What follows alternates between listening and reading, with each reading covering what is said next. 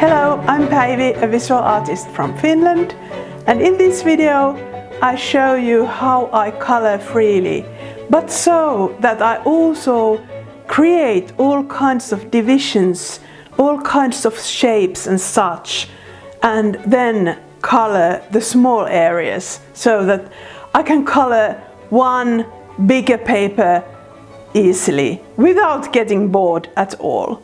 So I'm creating this colored pencil drawing without any references or anything. It has all kinds of ellipses and rectangulars and such as a part of this image. You can also create a simpler image like this so that you just make one division and then color a small part and then the bigger picture. But here in this video we will create all kinds of small shapes and then color them so that there's one big image that consists all kinds of areas. A little bit like colored pencil patchwork. Think about that. To get started, you will need drawing paper, pencil, eraser, ruler and round templates. For example, plates or lids will do. Draw one big shape first and then fill the rest of the paper with smaller shapes.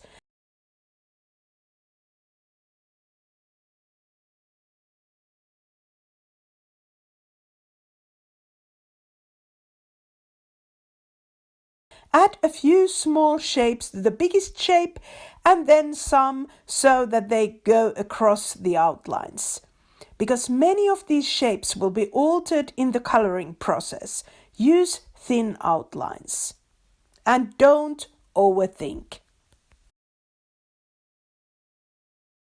In this enhanced picture, you can see my composition more clearly. Now the fun can begin. Pick your colored pencils and make sure they are sharp and ready for action. I organize mine by color and keep them in shallow boxes. I have used this system for quite a long time and I love it. It's easy to find a particular pencil, short pencils get used, and I have stopped purchasing duplicate colors by accident. Pick a shape inside the biggest one and focus on coloring the small area. You can just make an abstract composition of colors or add a scenery or flowers, anything really. Think that the small shape is a window to another world or a magnifying glass on the top of the biggest scenery.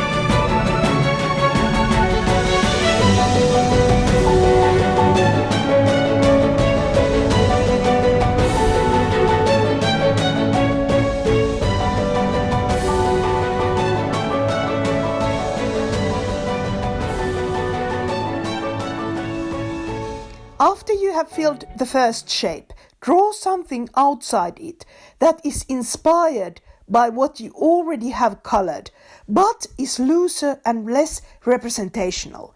This free-form inspiration begins the journey around the paper.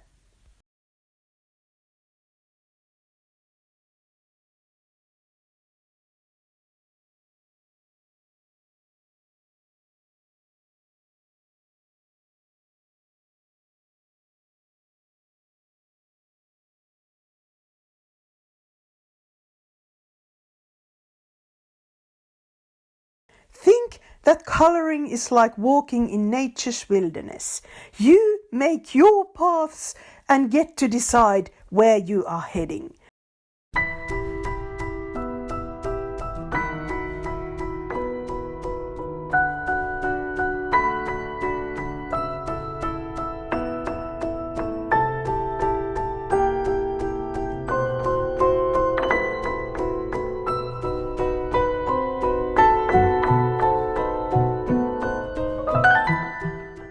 When you reach another shape, it can be a hole to another scenery, just like in Alice in Wonderland, or become a part of what you already have colored.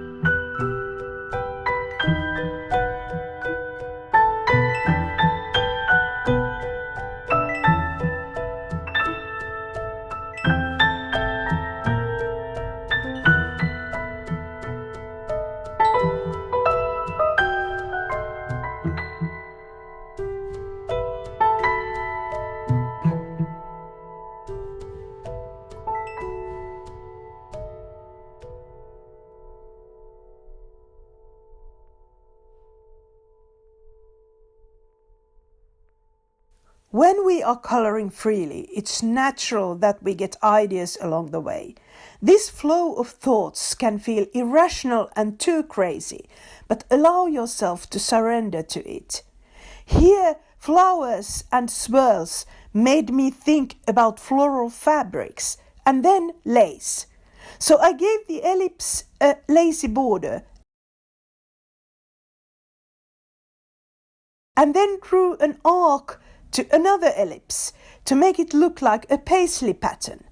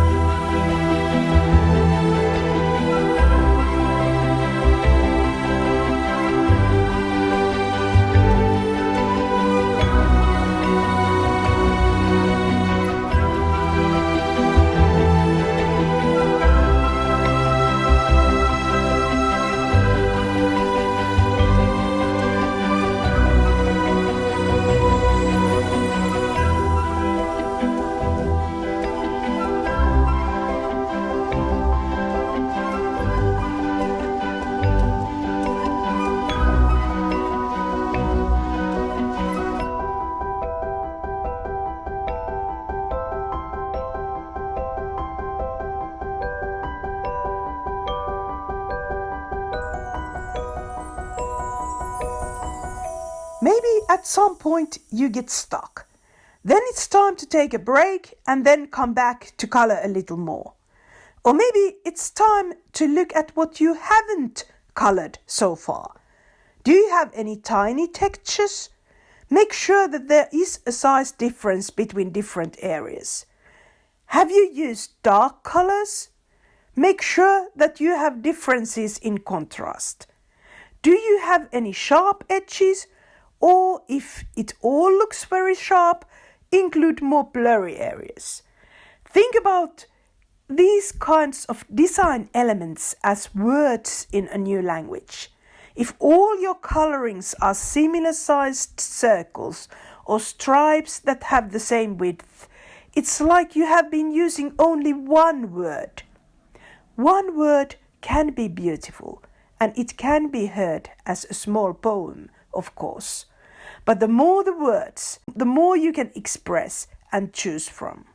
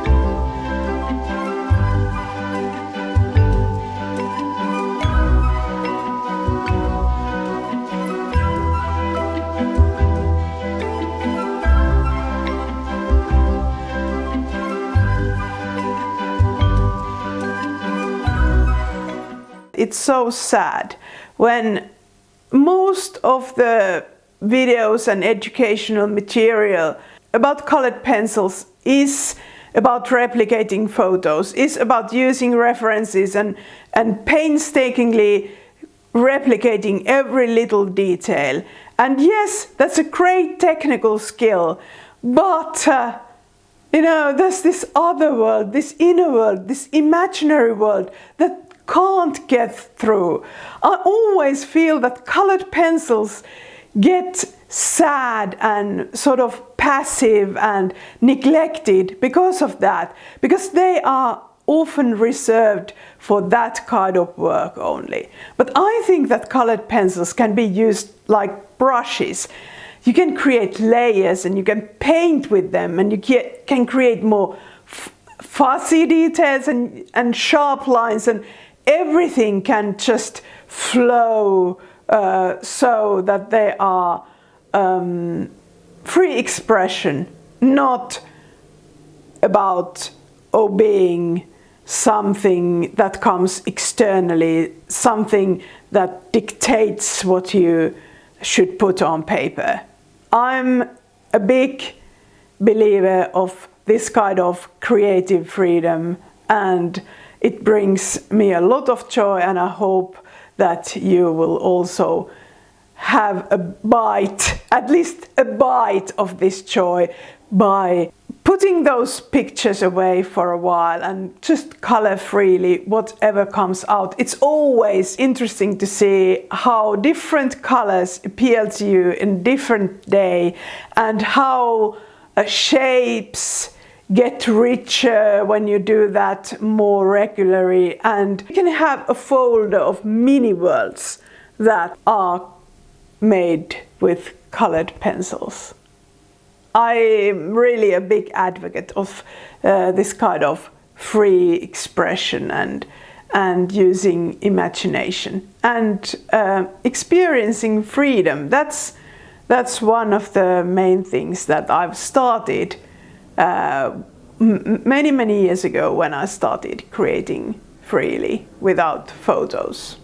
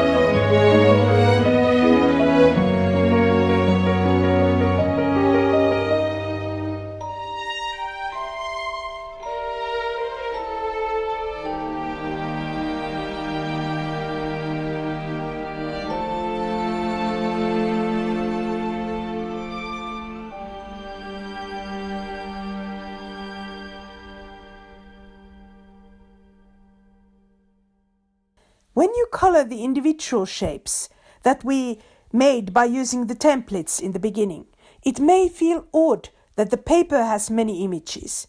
Maybe you say, reality is not like this. But if I look outside the window,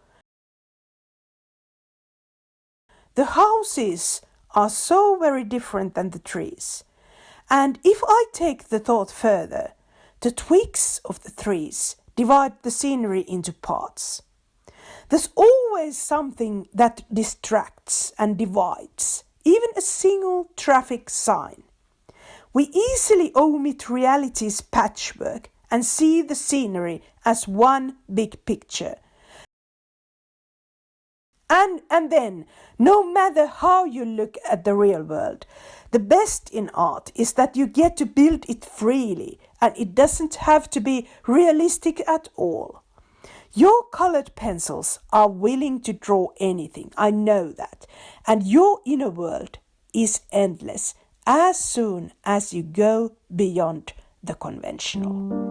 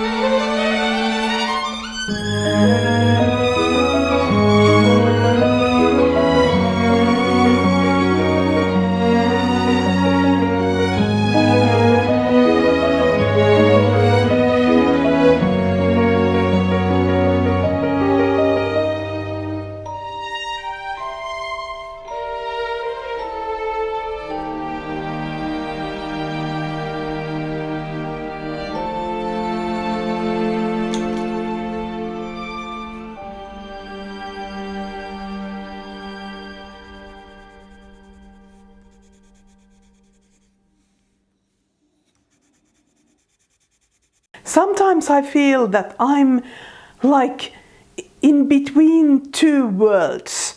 That one world is this fuzzy, free-flowing, natural world, and the other one is this stiff, ornamental, decorative world.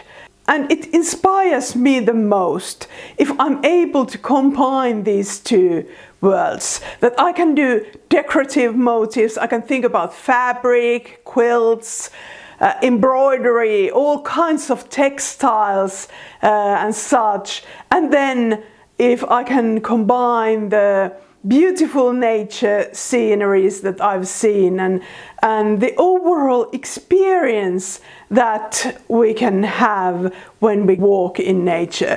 Colored pencils can look really modest and they easily get neglected, but every time I want to develop new ideas or I want to make small studies and things like that, not big oil paintings or such, just something small for myself to study something that I then create in other media, I always pick colored pencils because I feel that they are like my friends. I feel that they are little butterflies that can do little this, little that, little there, little there. Everything just comes together in a small way, but still building a bigger picture.